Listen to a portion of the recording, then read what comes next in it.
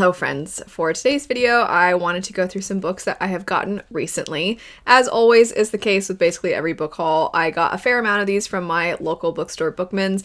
If you're ever in Arizona, they have a lot of different locations, so I'll have them linked.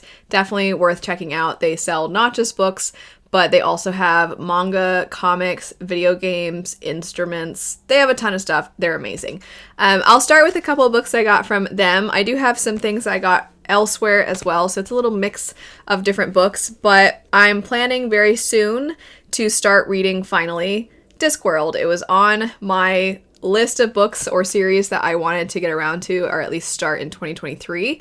And I have Gars Blood. I'm unsure where I'm going to start because I know Discworld, you can start in a lot of different places, but regardless, I went ahead and got the Night Watch and Color of Magic as well. The Color of Magic was $4.50, and then the Night Watch was $5. So I was really excited when I found these. For me right now, I know there's really beautiful editions of Discworld that exist, but I don't feel the need to get those without having read them first. And so finding these really, really cheap at my local bookstore, I just think is the perfect way to try and get into the series. After that, we have another book that I got from Bookman's. I was really surprised it would be The Flat Share. So this is one that was a recommendation from one of you, and I was asking like, hey, what are some romance books that you think I should check out? I think it was around February, so I was like, I want to know your thoughts. And one or multiple of you recommended this one, and I ended up really loving it. It was one of my favorite non-fantasy books of the year. And I just think that the way it handled dissecting a manipulative relationship was done really well as having the other character have a really distinct voice that was separate from the main protagonist, you could say. It's dual perspective, so they're both kind of like main points of view. But I thought that their voices were different and the writing style reflected the differences in their voices, and also his plot line is quite devastating. He's a palliative care nurse, and so a lot of the characters that he interacts with had really moving stories, and he also is trying to do what he can to help his brother who has been wrongfully imprisoned. So there's a lot of depth, and I feel like it has such a cutesy cover that you think it's just going to be like, ah, sweet, fun little contemporary romance, which it was, but it had a lot more than just what the cover would indicate. So really liked that one. I was really excited I found it. Let's see, they always write it. This one was $8. So I was very excited to get my hands on a copy. From there, I have held this one up in numerous videos. So I've had it for a while, but that would be Untethered Sky. I finally got a copy of this. It's one of those books that I was waiting because when I first checked it out, I think I listened to the audiobook from my library, and I quite liked it, and I thought, okay, when I find it on sale or at a local bookstore or something, then I'll go ahead and I'll go ahead and get it. But I'll wait until then. I can be patient, especially because originally this tiny novella is $23. So I figured, oh, I can wait. And I'm so glad I did because I found it and it was really inexpensive, and Untethered Sky kind of really showed me, as did a lot of novellas and shorter works this year, how good fantasy can be in shorter formats. I think like a lot of us, I tend to prefer fantasy that's really long because I love getting to know the worlds and the characters and the magic system and the politics. But not every fantasy story requires that, and that's not even the kind of story every fantasy story is trying to tell. And so for the ones that are on the shorter side, if it's a good amount for what that story is, then that's all it needs. And anyway, I just really liked Untethered Sky. I thought it was very good, very cinematic. I always describe it as when I do talk about it. Next up is one that I did not get from my local bookstore, but it is a small business, a small company, and I wanted to support them. I think their designs are really cute. So a lot of you probably know, but if you don't, some people have taken it upon themselves to have their artistic talents combined with their love of books turn into alternate sleeve companies. And the way it usually works, I believe they have to get permission to the licensing of making these products, but if they do, then they nicely are selling these alternate sleeves for us who just love to find that perfect way for the book to be displayed on our shelves. And anyway, I just think it's so cool that so many people are doing this, and I want to show my support. And I thought that these alternate sleeves for the two books I'm going to show were so cute. And I actually bought something else from them, even though I didn't like this other book, just because I wanted to support them. So the A Curse, well, what is the, I'm going to mix up the name. What is the name of the actual book? Sorry, hold on. Because they have it as a different thing on the cover. The Ballad of Never After is the second one. A Curse for True Love or something is the third one. I forget. What is the Once Upon a Broken Heart? That's the first one. Sorry. Anyway, that series, for the first two, I now have the alternate sleeves.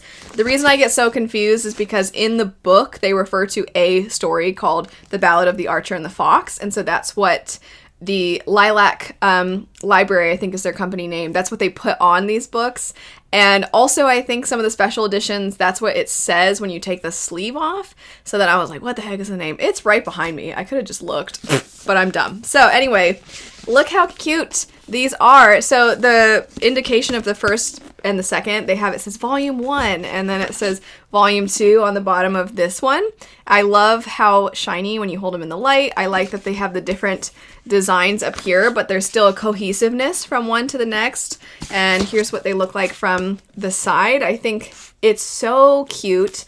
And then on the back, they have these designs as well. So when they eventually have the third one come out, I'll probably get my hands on that alternate sleeve also.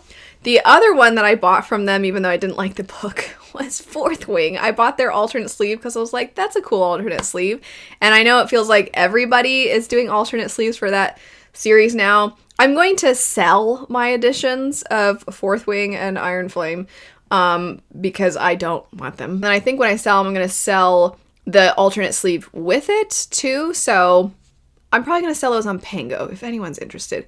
We'll see. I don't know. Maybe I'll gift them to somebody. But regardless, they have really nice alternate sleeves. That was kind of the main point of talking about them. Next up, we have the UK edition of Defiant.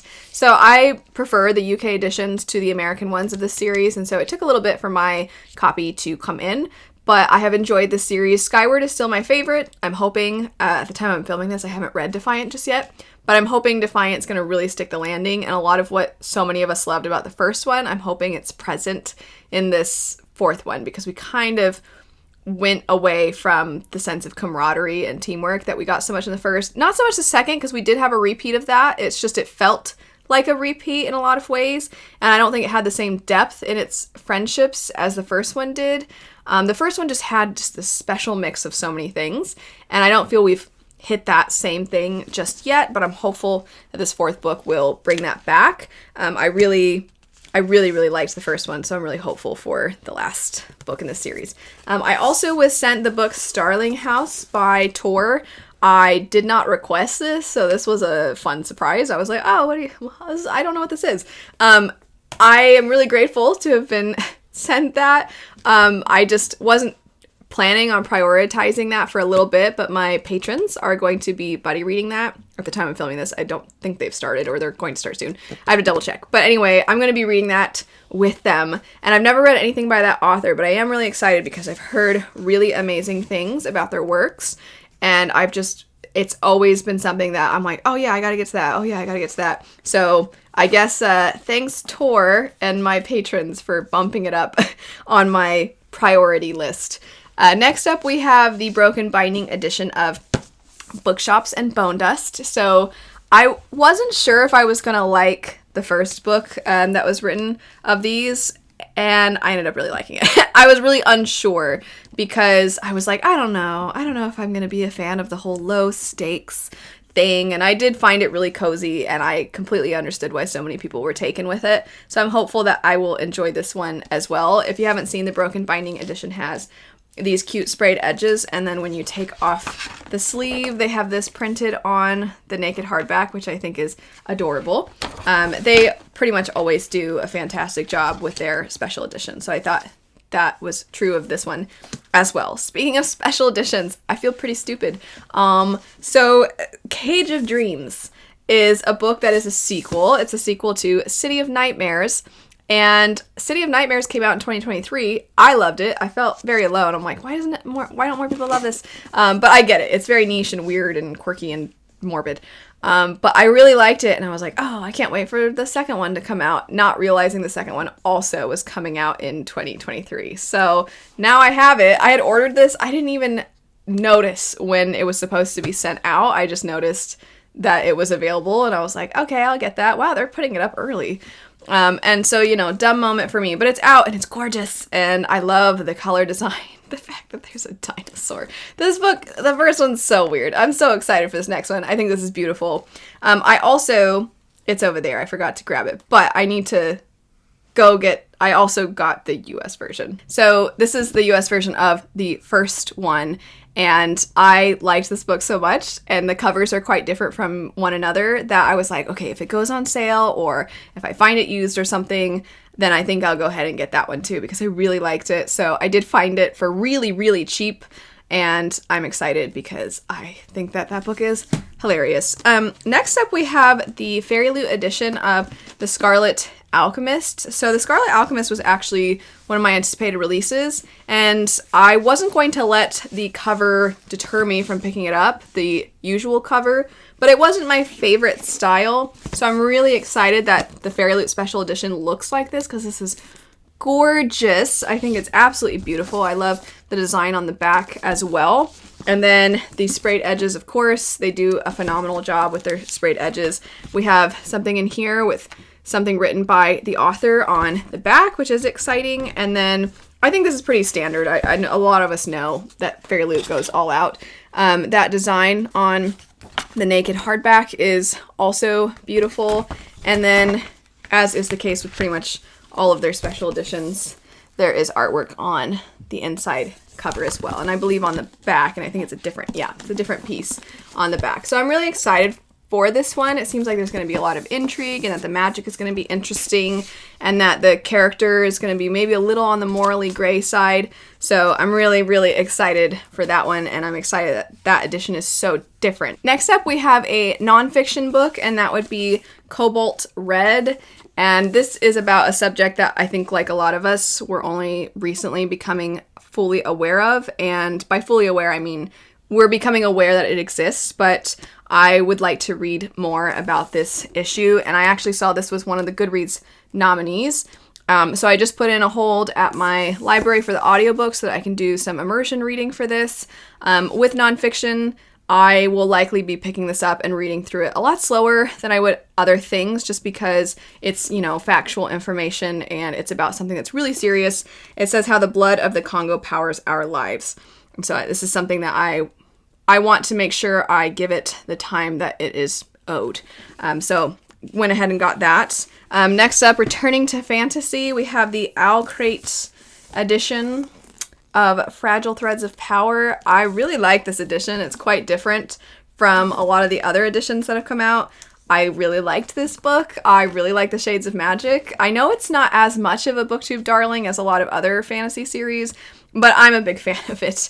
But here are the sprayed edges on the side. You have artwork when you open the sleeve, similar to what you see with Fairy Loot. You also have more artwork on the back as well. So I think this edition was phenomenal. Owl Crate, I have found recently, when they do special editions separate from their subscription box, some of them are really, really well done. And I've been very impressed. I feel like they have definitely been improving their special editions.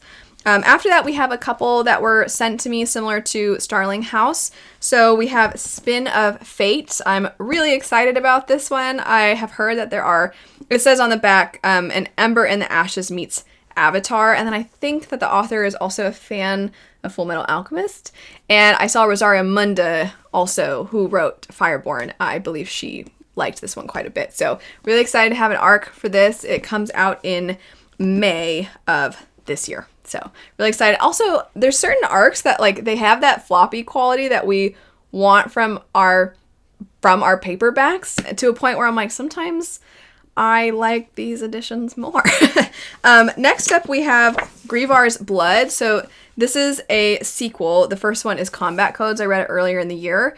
And the sequel actually came out the same year as Combat Codes. They were originally self-published, and then they have been traditionally published. And I was unsure whether I was going to pick this one up around when it came out, just because I have so many other things to get to. but it was very nicely sent to me by the publisher. And this is a finished copy. This isn't even an ARC. So I am really appreciative. My brother-in-law, I let him borrow my ARC of the first one. So I don't have the first one currently in any form, but hopeful to pick this one up sometime soon. That way it's fresh and I can go right from the first one into the second one and not have forgotten important details. And then last, we have another special edition of Fragile Threads of Power, because as I said, I love this series, and I really, really like this special edition as well. It goes more with the UK covers. I know a lot of us really did not love the change of art style in the US covers, the fact that the old US covers don't match the new books in this continuation, and then they redid the covers, but a lot of us don't like them. Anyway, point is, the UK were like, hey, we know that people like consistency, so let's have Fragile Threads of Power match the style on the old UK covers. And I got this one. I love it. I think it's so cool. I love the artwork, as I was stating about the other special editions that I've shown today.